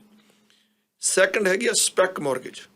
ਸਪੈਕ ਮੌਰਗੇਜ ਹੈਗੀ ਆ ਵੀ ਬੰਦਾ ਕਹਿੰਦਾ ਜੀ ਵੀ ਮੈਂ ਬੈਂਕ ਤੋਂ ਮੌਰਗੇਜ ਲੈ ਲਈ ਆ, ਘਰ ਬਣਾਉਣਾ, ਵੇਚ ਦੇਣਾ, ਬਣਨ ਤੋਂ ਬਾਅਦ ਇਹਨੂੰ ਮੈਂ ਵੇਚ ਦੇਣਾ। ਓਕੇ, ਤੀਜੀ ਹੈਗੀ ਆ ਕਮਰਸ਼ੀਅਲ ਸਪੈਕ ਮੌਰਗੇਜ। ਉਹ ਹੈਗੀ ਜੇ ਤੁਸੀਂ ਆਪਦੀ ਕੰਪਨੀ ਦੇ ਨਾਂ ਤੇ ਲੈਂਦੇ ਆ, ਜਿਹਦੇ 'ਚ ਤੁਹਾਡਾ ਪਰਸਨਲ ਨਾਂ ਪਿੱਛੇ ਰਹਿ ਜਾਂਦਾ ਤੇ ਕੰਪਨੀ ਦਾ ਨਾਮ ਮੂਹਰੇ ਆ ਜਾਂਦਾ। ਓਕੇ, ਉਹ ਹੈਗੀ ਆ commercial spec mortgage. So for example ਨਵੰਬਰ ਦੇ ਵਿੱਚ ਤੁਸੀਂ ਲਾਸਟ ਈਅਰ ਜਾਂ ਜਨਵਰੀ ਦੇ ਵਿੱਚ ਲਾ ਲਓ 2022 ਦੇ ਵਿੱਚ ਤੁਸੀਂ ਬੈਂਕ ਕੋਲੇ ਗਏ ਵੀ ਬੈਂਕ ਨੂੰ ਸਾਰਾ ਪਰਫੋਰਮਾ ਦਿਖਾਇਆ ਜੀ ਵੀ ਆਹ ਮੇਰੀ ਲੈਂਡ ਆ, ਇੰਨੇ ਦੀ ਲੈਂਡ ਆ, ਇੰਨੇ ਮੇਰੇ ਉੱਪਰ ਲੱਗਣੇ ਆ ਤੇ ਇੰਨੀ ਮੈਨੂੰ ਲੋੜ ਹੈ ਇਹਦੇ 'ਚੋਂ। ਬੈਂਕ ਨੇ ਉਹਨੂੰ ਤੁਹਾਨੂੰ 60%, 65%, 70% ਜੋ ਵੀ ਤੁਹਾਡਾ ਲੋਨ ਟੂ ਵੈਲਿਊ ਤੁਹਾਨੂੰ ਦੇਤਾ। ਫਿਰ ਕੀ ਹੁੰਦਾ ਜੀ ਵੀ ਉਹ ਉਹਨੂੰ ਮੈਕਸਿਮਮ 18 ਮਹੀਨੇ ਦਾ ਦਿੰਦੇ ਆ ਟਾਈਮ, ਵੀ 18 ਮਹੀਨੇ 'ਚ ਤੈਨੂੰ ਇਹ ਕੰਪਲੀਟ ਕਰਨਾ ਪੈਣਾ। ਤੇ ਮੋਸਟ ਕੇਸਿਸ ਦੇ ਵਿੱਚ ਇਹ ਚੱਕਰ ਹੁੰਦਾ ਨਹੀਂ, ਕਿਉਂਕਿ ਬਾਏ ਦ ਟਾਈਮ ਤੁਹਾਨੂੰ ਪਰਮਿਟ ਡਿਲੇ ਹੋ ਗਏ, ਹੋਰ ਸਾਰਾ ਕੁਝ ਹੋ ਗਿਆ। ਫਿਰ ਉਹ ਕੀ ਕਹਿੰਦੇ ਆ ਵੀ ਸਾਹਿਬ ਅਸੀਂ ਤੁਹਾਨੂੰ $2 ਮਿਲੀਅਨ ਦੇਣਾ ਬੈਂਕ ਨੇ ਸਪੋਜ਼ਲੀ, ਤੇ ਉਹ ਕਹਿੰਦੇ ਜੀ ਵੀ ਇਹਦੇ ਚੋਂ ਤੁਹਾਨੂੰ ਅਸੀਂ $1 ਲੱਖ, ਫॉर ਐਗਜ਼ਾਮਪਲ $1 ਲੱਖ ਅਸੀਂ ਤੁਹਾਡਾ ਇੰਟਰਸਟ ਰਿਜ਼ਰਵ ਰੱਖ ਲਿਆ, ਵੀ ਇੰਨਾ ਤੁਹਾਨੂੰ 18 ਮਹੀਨੇ ਦੇ ਵਿੱਚ 2 ਮਿਲੀਅਨ ਦੇ ਉੱਪਰ X ਅਮਾਊਂਟ ਇੰਟਰਸਟ ਪੈਣਾ ਤੁਹਾਨੂੰ। ਉਹ ਅਸੀਂ ਪਹਿਲਾਂ ਹੀ ਰੱਖ ਲਿਆ, ਅਸੀਂ ਪਹਿਲਾਂ ਰੱਖ ਲਿਆ ਵੀ ਜੇ ਤੁਸੀਂ ਨਾ ਦੇ ਸਕਦੇ। ਸੋ ਟੈਕਨੀਕਲੀ ਉਹਨਾਂ ਨੇ ਤੁਹਾਨੂੰ $19 ਲੱਖ ਅਵੇਲੇਬਲ ਕੀਤਾ। ਬਿਲਕੁਲ ਓਕੇ। ਫਿਰ ਕੀ ਹੋਇਆ ਜੀ ਵੀ ਹੁਣ ਇੰਟਰਸਟ ਰੇਟ ਵੱਧ ਗਏ, ਜਿਹੜੀਆਂ ਮੌਰਗੇਜ ਚੱਲਦੀਆਂ ਹੁਣ। ਫਿਰ ਉਹਨਾਂ ਨੇ ਦੇਖਿਆ ਵੀ ਆਲਮੋਸਟ ਡਬਲ ਹੋ ਗਈ ਪੇਮੈਂਟ, ਜਾਂ ਇੰਟਰਸਟ ਰੇਟ ਡਬਲ ਹੋ ਗਿਆ। ਫਿਰ ਉਹ ਕਹਿੰਦੇ ਆ ਜੀ ਵੀ ਲੱਖ ਹੋਰ ਅਸੀਂ ਤੁਹਾਡਾ ਰੱਖ ਲਿਆ। ਹੁਣ ਬੰਦੇ ਕੋਲੇ 18 ਲੱਖ ਰਹਿ ਗਿਆ ਅਵੇਲੇਬਿਲਿਟੀ। ਅੱਛਾ। 18 ਦੇ ਵਿੱਚੋਂ ਚਲੋ ਉਹਨੇ 8 ਲੱਖ ਯੂਜ਼ ਕੀਤਾ ਸੀ ਜਦੋਂ ਉਹਦੀ ਲੈਂਡ ਲਈ ਆ, ਤੇ ਮਿਲੀਅਨ ਅਵੇਲੇਬਲ ਸੀਗਾ ਉਹਦੇ ਕੋਲੇ। ਹੁਣ ਜਦੋਂ ਤੁਸੀਂ ਬੈਂਕ ਕੋਲੇ ਮਿਲੀਅਨ ਲੈਣ ਜਾਂਦੇ ਆ, ਬੈਂਕ ਕਹਿੰਦੀ ਹਾਂਜੀ $2 ਲੱਖ ਅਸੀਂ ਤੁਹਾਡਾ ਇੰਟਰਸਟ ਰੱਖਿਆ ਜੀ, ਲੱਖ ਅਸੀਂ ਪਹਿਲਾਂ ਰੱਖਿਆ ਸੀ, ਆਹ ਲੱਖ ਸਾਨੂੰ ਹੁਣ ਹੈਗਾ ਵੀ ਇਹ ਜਦੋਂ ਇੰਟਰਸਟ ਰੇਟ ਵਧਣ ਦੇ ਨਾਲ ਤੁਹਾਡਾ ਵਿਆਜ ਵੱਧ ਜਾਣਾ। ਹਾਲਾਂਕਿ ਹੋ ਸਕਦਾ ਉਹ ਬੰਦੇ ਨੇ ਸਾਰੇ ਪੈਸੇ ਯੂਜ਼ ਨਹੀਂ ਕੀਤੇ 18 ਦਾ 18, ਸਿਰਫ 8 ਹੀ ਯੂਜ਼ ਕੀਤਾ। ਚਲੋ ਰੱਖ ਲਿਆ, ਫਿਰ ਵੀ ਦਲੀਲ ਹੈਗੀ। ਹਾਂਜੀ, ਪਰ ਜਿਹੜਾ 8 ਲੱਖ ਤੁਸੀਂ ਵਰਤਿਆ ਹੋਇਆ ਉਹਨਾਂ ਦਾ, ਉਹਦੇ ਤੇ ਤੁਹਾਡੇ ਅਕਾਊਂਟ 'ਚੋਂ ਪੇਮੈਂਟ ਵੀ ਜਾ ਰਹੀ ਆ। ਯੈਸ, ਪਹਿਲਾਂ 3200 3500 ਜਾਂਦੀ ਸੀ, ਹੁਣ 5000 ਤੇ 6200 ਜਾਂਦੀ ਆ ਹੁਣ। ਓਕੇ, ਉਹਦੇ ਤੇ ਵੀ ਉਹ ਇੰਟਰਸਟ ਚਾਰਜ ਕਰੀ ਜਾ ਰਿਹਾ। ਹੁਣ 12 ਮਹੀਨੇ ਹੋ ਗਏ, 12 ਮਹੀਨੇ ਨੂੰ ਤੁਸੀਂ ਐਵਰੇਜ 5 ਨਾਲ ਵੀ ਕਰ ਲਓ, ਵੀ ਜੇ ਤੁਹਾਡੀ ਐਵਰੇਜ 5 ਵੀ ਗਈ ਆ ਪੇਮੈਂਟ, $60,000 ਤਾਂ ਲੈ ਗਏ। 60 ਤੁਹਾਡਾ ਇਹ 'ਚ ਲੈ ਗਿਆ ਸੰਤ ਸਾਹਿਬ, 2 ਲੱਖ ਤੁਹਾਡਾ ਉੱਧਰ ਰੱਖੀ ਬੈਠੇ ਉਹ। ਸੋ ਤੁਹਾਡੇ ਕੋਲੇ ਜਿਹੜਾ ਬੈਂਕ ਨੇ ਤੁਹਾਨੂੰ 18 ਲੱਖ ਦੇਣਾ ਸੀ, ਉਹਦੇ 'ਚੋਂ ਆਲਮੋਸਟ $3 ਲੱਖ ਤੁਹਾਡਾ ਖਤਮ ਹੋ ਗਿਆ, 15 ਰਹਿ ਗਿਆ ਤੁਹਾਡੇ ਕੋਲੇ। ਹੁਣ ਜੇ ਤੁਸੀਂ ਬੈਂਕ ਨੂੰ ਕਹਿੰਦੇ ਆ ਵੀ ਦੇਖੋ ਭਾਈ ਜਿੰਨਾ ਤੁਹਾਡਾ ਇੰਟਰਸਟ ਬਣਦਾ ਸੀ 12 ਮਹੀਨਿਆਂ ਦਾ, ਤੁਸੀਂ ਲੈ ਲਿਆ, ਰਿਜ਼ਰਵ 'ਚ ਰੱਖ ਲਿਆ। ਹਾਂ, ਰਿਜ਼ਰਵ 'ਚ ਰੱਖ ਲਿਆ। ਮੈਨੂੰ ਜਿਹੜਾ ਮੇਰਾ 60 ਤੁਸੀਂ ਮੇਰੇ ਤੋਂ ਚਾਰਜ ਕੀਤਾ, ਇਹ ਤਾਂ ਅਵੇਲੇਬਲ ਕਰ ਦਿਓ ਮੈਨੂੰ। ਉਹ ਕਹਿੰਦੇ ਨੋ। ਜੇ ਉਹਨੂੰ ਪੁੱਛਦੇ ਆ, ਫਿਰ ਕਈ ਵਾਰੀ ਭੋਲਾ ਜਿਹਾ ਮੂੰਹ ਬਣਾ ਕਹਿੰਦਾ ਸਾਨੂੰ ਇਹ ਕੁਐਸਚਨ ਕਿਸੇ ਨੇ ਪੁੱਛਿਆ ਨਹੀਂ ਅੱਜ ਤੱਕ। ਹੁਣ ਮੈਂ ਖੁਦ ਇਹ ਚੀਜ਼ ਦੇ ਵਿੱਚ ਦੀ ਲੰਘਿਆ, ਮੈਂ ਉਹਨਾਂ ਨੂੰ ਜਾ ਕੇ ਪੁੱਛਿਆ ਵੀ ਆ ਮੈਨੂੰ ਦੱਸੋ ਭਾਈ, ਵੀ ਜਾਂ ਤਾਂ ਮੇਰੇ ਤੋਂ ਪੇਮੈਂਟਾਂ ਨਾ ਲਓ, ਤੇ ਜਾਂ ਮੇਰਾ ਇੰਟਰਸਟ ਰਿਜ਼ਰਵ ਰਿਲੀਜ਼ ਕਰੋ ਮੇਰਾ। ਉਹਨਾਂ ਤਾਂ ਕਰੋ ਜਿੰਨੀਆਂ ਮੇਰੇ ਤੋਂ ਪੇਮੈਂਟਾਂ ਲੈ ਲਈਆਂ। ਉਹ ਕਹਿੰਦੇ ਨਹੀਂ ਜੀ, this is how we work. ਇਹ ਜਿਹੜੀ ਚੀਜ਼ ਆ, ਇਹ ਬਹੁਤ ਸਾਰੇ ਲੋਕਾਂ ਨਾਲ ਹੋ ਰਹੀ। ਕਈਆਂ ਦਾ ਵਿਚਾਰਿਆਂ ਨੂੰ ਇੱਥੋਂ ਤੱਕ ਪਤਾ ਹੀ ਨਹੀਂ ਲੱਗਦਾ ਹੈਗਾ ਵੀ ਇਹ ਹੋ ਰਿਹਾ। ਉਹ ਕਿਉਂਕਿ ਲੋੜ ਹੁੰਦੀ ਆ ਬੰਦੇ ਨੂੰ, ਅਗਲਾ ਆਪਦੇ ਕੰਮਾਂ ਕਾਰਾਂ 'ਚ ਬਿਜ਼ੀ ਆ, ਅਗਲਾ ਕਹਿੰਦਾ ਦਿੰਨੀ ਆਈ, ਉੱਥੋਂ ਹੀ ਚੱਕ ਲੈਂਦੇ ਨੇ, ਉੱਥੋਂ ਹੀ ਚੱਕ ਆਟੋਮੈਟਿਕ ਚੱਕਦੇ ਸਨ ਸਭ। ਸੋ ਇਹ ਚੀਜ਼ ਦੇ ਬਾਰੇ ਵੀ ਤੁਸੀਂ ਬੈਂਕ ਨੂੰ ਆਪਦੀ ਨੂੰ ਜ਼ਰੂਰ ਕੁਐਸਚਨ ਕਰੋ ਵੀ ਜੇ ਤੁਸੀਂ ਮੇਰਾ ਰਿਜ਼ਰਵ ਰੱਖਿਆ ਹੋਇਆ ਨਾ ਜੀ, ਤੇ ਫਿਰ ਤੁਸੀਂ ਮੇਰੀ ਡੇਲੀ ਪੇਮੈਂਟ ਕਦੋਂ ਚੱਕਦੇ ਆ ਜਾਂ ਮੰਥਲੀ ਪੇਮੈਂਟ ਕਦੋਂ ਚੱਕਦੇ ਉੱਥੇ। ਅੱਛਾ, ਜਿਹੜੀ ਇਹ ਹੁਣ ਹਾਊਸਿੰਗ ਦੀ ਪਾਲਿਸੀ ਉਹਨਾਂ ਨੇ ਪੇਸ਼ ਕੀਤੀ ਆ ਪਬਲਿਕ ਦੇ ਵਿੱਚ, ਕਈਆਂ ਨੇ ਇਹਨੂੰ ਪਸੰਦ ਵੀ ਕੀਤਾ, ਕਈ ਹਾਲੇ ਸਵਾਲ ਪੁੱਛ ਰਹੇ ਆ। ਹਾਲੇ ਇਸ ਨੂੰ ਮੇਰਾ ਖਿਆਲ ਆ ਹੋਰ ਨੁਕਤਾਚੀਨੀ ਕਰਕੇ, ਇਸ ਨੂੰ ਇਹਦਾ ਐਨਾਲਿਸਿਸ ਕਰਕੇ ਹੋਰ ਕਈ ਜਿਹੜੇ ਪੱਖ ਹੋਰ ਉਜਾਗਰ ਹੋਣਗੇ ਜੀ। ਹੁਣ ਤੱਕ ਜਿਹੜੀ ਤੁਸੀਂ ਦੇਖਦੇ ਹੋ 4 ਤੋਂ ਲੈ ਕੇ ਬੇਸਮੈਂਟਾਂ ਦੇ ਜਿਹੜੇ ਪਾਰਕਿੰਗ ਇਸ਼ੂਜ਼ ਅਤੇ ਹੋਰ ਜੋ ਕੁਛ ਵੀ ਇਹਦੇ 'ਚ ਸਰਵਿਸਿਜ਼ ਨੂੰ ਅਪਗ੍ਰੇਡ ਕਰਨ ਦੀ ਗੱਲ ਹੈ, ਜਾਂ ਜਿਹੜੀ ਵੀ ਇਹ ਹਾਊਸਿੰਗ ਪਲਾਨ ਆਈ ਆ ਹੁਣ ਤੱਕ, ਤੁਹਾਨੂੰ ਲੱਗਦਾ ਵੀ ਇਹ ਫੀਜ਼ੀਬਲ ਹੈ?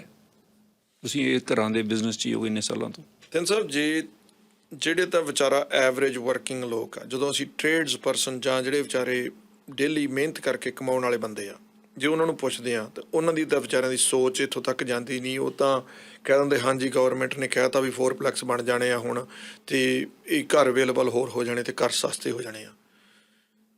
ਆਪਾਂ ਲੈਂਡ ਲੌਕ 'ਚ ਬੈਠੇ ਇੱਥੇ, ਲੈਂਡ ਆਪਣੇ ਕੋਲੇ ਪੂਰੀ ਟਾਈਟ ਆ, ਇੱਕ ਪਾਸੇ ਆਪਣੇ ਕੋਲੇ ਹੋਰ ਸ਼ੁਬੇ ਆ, ਇੱਧਰ ਤੇ ਉੱਧਰ ਚਲਾ ਵੈਕ ਆ, ਇਸੇ ਕਰਕੇ ਉਹ ਹਾਈ ਡੈਂਸਿਟੀ ਕਰ ਰਹੇ। ਹਾਈ ਡੈਂਸਿਟੀ ਪਤਨ ਸਾਹਿਬ, ਹਾਈ ਡੈਂਸਿਟੀ ਤਾਂ ਆਲਰੇਡੀ ਆਪਣੇ ਕੋਲੇ ਬਣ ਰਹੀਆਂ ਬਿਲਡਿੰਗਾਂ, ਜਿਹੜੀਆਂ ਹਾਈ ਰਾਈਜ਼ਸ ਬਣ ਰਹੀਆਂ, ਜਿਹੜੀਆਂ ਆਪਣੇ ਕੋਲੇ 4 ਸਟੋਰੀ ਬਣ ਰਹੀਆਂ, 6 ਸਟੋਰੀ ਬਣ ਰਹੀਆਂ ਆਪਣੇ ਕੋਲ ਹੈਗਾ। ਹੁਣ ਜਿਹੜੇ ਬੰਦੇ ਇਹਨੂੰ ਚੰਗੀ ਤਰ੍ਹਾਂ ਇਹਨੂੰ ਵੈਟ ਕਰਕੇ ਦੇਖਦੇ ਆ, ਉਹ ਇਹ ਵੀ ਕਹਿ ਰਹੇ ਆ ਵੀ ਇੱਕ ਤਰ੍ਹਾਂ ਦਾ ਸਰਕਾਰ ਦਾ ਲੋਲੀਪੌਪ ਹੈਗਾ ਵੀ ਹੁਣ ਇਸ ਚੀਜ਼ ਨੂੰ ਇੰਪਲੀਮੈਂਟ ਕਰਨ ਨੂੰ। ਸਰੀ ਵਾਲੇ ਹਸਪੀਟਲ ਵਾਂਗੂ ਪਿਛਲੇ 20 ਸਾਲਾਂ ਤੋਂ ਰੇੜਕਾ ਤੁਰਿਆ ਆਉਂਦਾ, ਮੇਰੇ ਹਿਸਾਬ ਨਾਲ ਤਾਂ ਇਹ 10 ਸਾਲ ਹੋਰ ਨਹੀਂ ਬਣਨਾ, ਕਿਉਂਕਿ ਇਹ ਤਾਂ ਲੈਂਡ ਹੀ ਉਹਨਾਂ ਕੋਲ ਸੈੱਟ ਆਈ ਹੈਗੀ ਉਹਦੀ। ਹੁਣ ਇਹ ਚੀਜ਼ਾਂ ਵੀ ਦੇਖੀਆਂ ਜਾਂਦੀਆਂ ਵੀ ਇਹ ਇਲੈਕਸ਼ਨ ਪ੍ਰੋਮਿਸ ਵੀ ਹੈਗੇ ਕਈ। ਸਿੰਗਲ ਫੈਮਿਲੀ ਹੋਮ ਦਾ ਜਿਹੜਾ ਕੌਨਸੈਪਟ ਆ, ਹਾਂਜੀ, ਉਹ ਤੁਸੀਂ ਤਾਂ ਹੁਣ ਲੋਕਾਂ ਨੂੰ ਬਣਾ ਕੇ ਵੀ ਦਿੰਦੇ ਹੋ, ਤੁਸੀਂ ਆਪ ਵੀ ਬਣਾਉਂਦੇ ਸਾਰੇ। ਉਹ ਫਿਰ ਫਿੱਕਾ ਪੈ ਜਾਏਗਾ ਸਿੰਗਲ ਫੈਮਿਲੀ ਹੋਮ ਦੀ, ਹਾਲੇ ਵੀ ਮੰਗ ਹੈਗੀ ਆ? ਬਿਲਕੁਲ ਤਿੰਨ ਸਾਹਿਬ, ਪੂਰੀ ਡਿਮਾਂਡ। ਹਰ ਕੋਈ ਬੰਦਾ ਜਿਹੜਾ ਸਪੈਸ਼ਲੀ ਏਸ਼ੀਆ ਦੇ ਵਿੱਚੋਂ ਆਉਂਦਾ, ਸਾਊਥ ਏਸ਼ੀਅਨ, ਚਾਹੇ ਉਹ 'ਚ ਆਪਾਂ ਇੰਡੀਅਨ ਲੋਕ ਹੋਈਏ ਚਾਹੇ ਚਾਈਨੀਜ਼ ਹੋਈਏ, ਉਹ ਚਾਹੁੰਦੇ ਆ ਵੀ ਜਿੱਥੇ ਅਸੀਂ ਬੈਠੇ ਸਾਡੇ ਨਾਲ ਲੈਂਡ ਜੁੜੀ ਹੋਵੇ, ਸਾਡੇ ਕੋਲ ਆਪਦਾ ਵਿਹੜਾ ਹੋਵੇ, ਸਾਡੇ ਕੋਲ ਆਪਦੀ ਬੈਕਯਾਰਡ ਹੋਵੇ, ਜਿੱਥੇ ਅਸੀਂ ਥੋੜ੍ਹੀ ਬਹੁਤੀ ਗਾਰਡਨ ਲਾ ਲਈਏ ਜਾਂ ਅਸੀਂ ਤੁਰ ਫਿਰ ਲਈਏ। ਸਿੰਗਲ ਫੈਮਿਲੀ ਦੀ ਹਮੇਸ਼ਾ ਡਿਮਾਂਡ ਰਹਿਣੀ ਆ। ਆਪਣੇ BC ਦੇ ਵਿੱਚ ਇੱਕ ਪ੍ਰੋਬਲਮ ਹੋਰ ਆ, ਜਿਹੜੀ ALC ਲੈਂਡ ਕਮਿਸ਼ਨ ਆ। ਇਹਦੇ ਵਿੱਚੋਂ ਲੈਂਡ ਰਿਲੀਜ਼ ਕਰਾਉਣੀ ਬਹੁਤ ਹਾਰਡ ਆ। ਕਈ ਲੈਂਡ ਤਾਂ ਇਦਾਂ ਦੀ ਆ ਵੀ ਜਿੱਥੇ ਜੰਗਲ ਹੀ ਪਿਆ ਪਰ ਉਹ ਵੱਜਦੀ ALC ਦੇ ਵਿੱਚ ਆਉਂਦੀ ਆ। ਹਾਂਜੀ, ਗਵਰਨਮੈਂਟ ਨੂੰ ਜਾਂ ਮਿਨਿਸਟਰ ਕਾਹਲੋਂ ਨੂੰ ਕਮਿਊਨਿਟੀ ਲੀਡਰਸ ਜਾਂ ਕਮਿਊਨਿਟੀ ਬੰਦੇ ਜਿਹੜੇ ਗਰਾਊਂਡ 'ਤੇ ਬੇਸ ਹੈਗੇ ਆ ਬੰਦੇ, ਉਹਨਾਂ ਨਾਲ ਮਿਲ ਕੇ ਵਿਚਾਰ ਕਰਨਾ ਚਾਹੀਦਾ। ਜੇ ਡੇਵਿਡ EBA ਇਹਦੇ ਵਾਸਤੇ ਸਿੰਸੀਅਰ ਹੈਗਾ ਨੇ ਜੀ ਤਾਂ ਉਹ ਗਰਾਊਂਡ 'ਤੇ ਉਤਰਨ, ਨਾ ਕਿ ਉਹ ਪਾਲਿਸੀ ਬ੍ਰਾਂਚ ਦੇ ਵਿੱਚ ਬਹਿ ਕੇ ਆਪਦੀਆਂ ਪਾਲਿਸੀਆਂ ਬਣਾਉਣ। ਇਹ ਮੇਰੀ ਸੋਚਣੀ ਆ ਇਹ ਵੀ ਉਹ ਗਰਾਊਂਡ ਦੇ ਉੱਪਰ ਉਤਰਨ, ਲੋਕਾਂ ਨੂੰ ਪੁੱਛਣ ਵੀ ਤੁਹਾਨੂੰ ਕਿੱਥੋਂ ਅਸੀਂ ਇਹ ਚੀਜ਼ਾਂ ਮੁਹੱਈਆ ਕਰੀਏ। ਜਿਵੇਂ ਹੁਣ ਕੋਈ ਐਗਰੀਕਲਚਰ ਦੇ ਵਿੱਚ ਲੈਂਡ ਪਈ ਹੈ ਥਿੰਦ ਸਾਹਿਬ, ਉੱਥੇ ਪਿਛਲੇ 5-7-10 ਸਾਲ ਤੋਂ ਕੁਛ ਨਹੀਂ ਉੱਗ ਰਿਹਾ, ਹੋ ਸਕਦਾ ਘਾਹ ਹੋ ਰਿਹਾ ਜੀ ਉੱਥੇ ਘੋੜਿਆਂ ਨੂੰ ਪਾਉਣ ਨੂੰ, ਗਾਈਆਂ ਨੂੰ ਥੋੜ੍ਹਾ ਬਹੁਤਾ, ਤੇ ਜਾਂ ਬੇਰੀ ਆ ਕਿਉਂਕਿ ਉਹ ਵੈਟ ਲੈਂਡ ਆ। ਕੋਈ ਫਸਲ ਤੇ ਹੋ ਨਹੀਂ ਰਹੀ। ਗੇਟਡ ਰੈਂਚਰ ਕਮਿਊਨਿਟੀ ਕਿਉਂ ਨਾ ਬਣਾ ਦੇਣ ਜਿਹੜੀ ਕਿ ਰਿਟਾਇਰਡ ਬੰਦਿਆਂ ਨੂੰ ਉਹਨਾਂ ਦੇ ਰਹਿਣ ਵਾਸਤੇ ਸਿੰਗਲ ਲੈਵਲ ਘਰ ਹੋਣ, ਉਹ ਵਿਚਾਰੇ ਆਪਦੇ ਕੋਲ ਮਿਲ ਲੈਣ। ਹਮ ਏਜ ਬੰਦੇ ਰਹਿੰਦੇ ਹੋਣ ਉੱਥੇ, ਉਹਨਾਂ ਨੂੰ ਤਾਸ਼ ਖੇਡਣ ਨੂੰ ਥਾਂ ਹੋਵੇ, ਮਿਲਣ ਨੂੰ ਹੋਵੇ, ਖੁੱਲੀਆਂ ਗੱਲਾਂ ਬਾਤਾਂ ਹੋਣੀਆਂ। ਇਹ ਚੀਜ਼ਾਂ ਥਿੰਦ ਸਾਹਿਬ ਇਹਨਾਂ ਨੂੰ ਇਧਰਲੇ ਪਾਸੇ ਨੂੰ ਜਾਣਾ ਪੈਣਾ। ਤਾਜ ਸੰਧੂ ਜੀ, ਅਖੀਰ ਦੇ ਵਿੱਚ ਕੀ ਕਹਿਣਾ ਚਾਹੋਗੇ? ਥਿੰਦ ਸਾਹਿਬ, ਜਿਹੜਾ ਇਨੀਸ਼ੀਏਟਿਵ ਹੈਗਾ NDP ਦਾ ਬਹੁਤ ਵਧੀਆ, ਪਰ ਜਿੱਥੋਂ ਤੱਕ ਤੁਸੀਂ ਲੋਕਲ ਲੈਂਡ ਦੀ ਗੱਲ ਕਰਦੇ ਜਾਂ ਲੋਕਲ ਫੀਲਡ ਦੀ ਗੱਲ ਕਰਦੇ ਆ, ਬਹੁਤ ਸਾਰੇ ਜਿਹੜੇ ਪ੍ਰੋਫੈਸ਼ਨਲਸ ਆ ਉਹ ਕਹਿ ਰਹੇ ਆ ਵੀ ਹਜੇ ਸਿਟੀਜ਼ ਨੂੰ ਕੋਈ ਸੋਲਿਡ ਇੰਸਟਰਕਸ਼ਨਸ ਨਹੀਂ ਆਈਆਂ ਹੈਗੀਆਂ ਵੀ ਇਹਨਾਂ ਨੂੰ ਕਿਵੇਂ ਡੂਪਲੈਕਸ ਬਣਾਉਣਾ ਜਾਂ ਫਾਸਟ ਟਰੈਕ ਕਿਸ ਤਰ੍ਹਾਂ ਕਰਨਾ। ਸੋ ਹੋ ਸਕਦਾ ਵਿਕਟੋਰੀਆ ਦੇ ਵਿੱਚ ਇਹਦੀ ਖਿਚੜੀ ਜ਼ਰੂਰ ਪੱਕੀ ਹੋਵੇ, ਪਰ ਹਜੇ ਲੋਕਲ ਲੈਵਲ 'ਤੇ ਮਿਊਨਿਸਪਲ ਲੈਵਲ ਨੂੰ ਜਾਂ ਕਾਉਂਸਲੇਟ ਨੂੰ ਜੇ ਕੋਈ ਇੰਸਟਰਕਸ਼ਨ ਨਹੀਂ ਆਈ। ਜੇ ਅੱਜ ਜਾ ਕੇ ਮੈਂ ਕਹਿ ਦਿਆਂ ਜੀ ਵੀ ਮੇਰੇ ਕੋਲ ਲੈਂਡ ਹੈਗੀ ਆ ਅਤੇ ਮੈਂ ਫੋਰਪਲੈਕਸ ਵਾਸਤੇ ਅਪਲਾਈ ਕਰਨਾ, ਅਤੇ ਉਹ ਸੇਮ ਪ੍ਰੋਸੈਸ ਆ ਜਿਹੜਾ ਅੱਜ ਤੋਂ 5-7 ਸਾਲ 10 ਸਾਲ 20 ਸਾਲ ਪਹਿਲਾਂ ਸੀਗਾ। ਹਾਲੇ ਤੱਕ ਉਹਨਾਂ ਨੇ ਕੋਈ ਇੰਸਟਰਕਸ਼ਨ ਜਾਰੀ ਨਹੀਂ ਕੀਤੀਆਂ? ਨਹੀਂ ਜੀ, ਬੈਸਟ ਆਫ ਮਾਈ ਨੌਲੇਜ। ਚਲੋ ਦੇਖਦੇ ਹਾਂ ਕੀ ਹੁੰਦਾ ਜੀ। ਕਿਤੇ ਸਨੈਪ ਇਲੈਕਸ਼ਨ ਨਾ ਹੋ ਜਾਏ, ਫਿਰ ਉਸ ਤੋਂ ਬਾਅਦ ਸਭ ਕੁਝ ਚੱਲੇ। ਪੋਸੀਬਿਲਿਟੀ ਹੈਗੀ ਆ ਜੀ ਵੀ ਇਹ ਇਸ ਕਿਸਮ ਦੀਆਂ ਗੱਲਾਂ ਚੱਲ ਰਹੀਆਂ, ਚੱਲ ਰਹੀਆਂ, ਕਨਸੂਆਂ ਚੱਲ ਰਹੀਆਂ ਜੀ। ਇਹ ਸੰਧੂ ਸਾਹਿਬ, ਤੁਹਾਡਾ ਟੈਲੀਫੋਨ ਨੰਬਰ ਕੀ ਹੈ? 6043603000 604 360 3000 604 360 3000 ਤੇ ਤੁਸੀਂ ਫੋਨ ਕਰਕੇ ਕੋਈ ਸਵਾਲ ਪੁੱਛਣਾ ਇਹਨਾਂ ਨੂੰ ਪੁੱਛ ਸਕਦੇ ਹੋ। ਥੈਂਕ ਯੂ ਵੈਰੀ ਮਚ ਜੀ। ਮਿਹਰਬਾਨੀ ਥੈਂਕ ਸਾਹਿਬ ਤੁਹਾਡੀ ਤੇ ਸਟੇਸ਼ਨ ਦੀ। Thank you.